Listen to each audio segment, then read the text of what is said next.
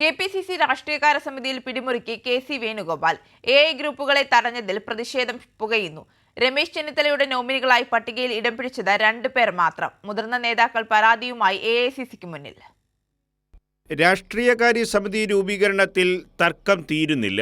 KPCC പറഞ്ഞ പേരുകൾ പലതും കെ.സി. വേണുഗോപാൽ ഇടപെട്ട് വെട്ടി. എ.ഐ ഗ്രൂപ്പുകളെ തഴയുകയും ചെയ്തു. ഫലത്തിൽ രാഷ്ട്രീയകാര്യ സമിതിയിലും കെ.സി. വേണുഗോപാൽ പിടിമുറുക്കിയെന്നാണ് ഉയരുന്ന ആക്ഷേപം. എ.ഐ ഗ്രൂപ്പുകളെ പൂർണ്ണമായും തഴഞ്ഞുള്ളതാണ് പുതിയ ജംബോ കമ്മിറ്റി. രമേശ് ചെന്നിത്തലയുടെ നോമിനികളായി പട്ടികയിൽ ഇടം പിടിച്ചത് ജോസഫ് വാഴക്കനും എൻ സുബ്രഹ്മണ്യനും മാത്രമാണ്. 7 പേരുകൾ നൽകിയ എ ഗ്രൂപ്പിന് കിട്ടിയതാകട്ടെ ഷാഫി പറമ്പിൽ മാത്രവും. ചില നേതാക്കളുടെ താൽപ്പര്യത്തിനായി രാഷ്ട്രീയകാര്യ സമിതി പുനഃസംഘടിപ്പിച്ചതോടെ യോഗ്യതയുള്ള പലരും പുറത്തായി എന്നാണ് പരക്കെയുള്ള ആക്ഷേപം. എംപിമാരായ രാജ്മോഹൻ ഉണ്ണിത്താനും വി.കെ. ശ്രീകണ്ഠനും ഡീൻ കുര്യാക്കോസും രമ്യ ഹരിദാസിനും പുറത്തിരിക്കേണ്ടി വന്നു. ഭൂരിഭാഗം എംപിമാരെയും ഉൾപ്പെടുത്തിയപ്പോൾ തങ്ങളെ തഴഞ്ഞതിന്റെ കാരണം വ്യക്തമാക്കാൻ നേതൃത്വത്തിന് ഉത്തരവാദിത്വമുണ്ടെന്നാണ് ഇവരുടെ വാദം. അതേസമയം ജംബോ കമ്മിറ്റി രൂപീകരിച്ചിട്ടും കാര്യമില്ലെന്ന വാദവും ഒരു വിഭാഗം ഉയർത്തുന്നുണ്ട്.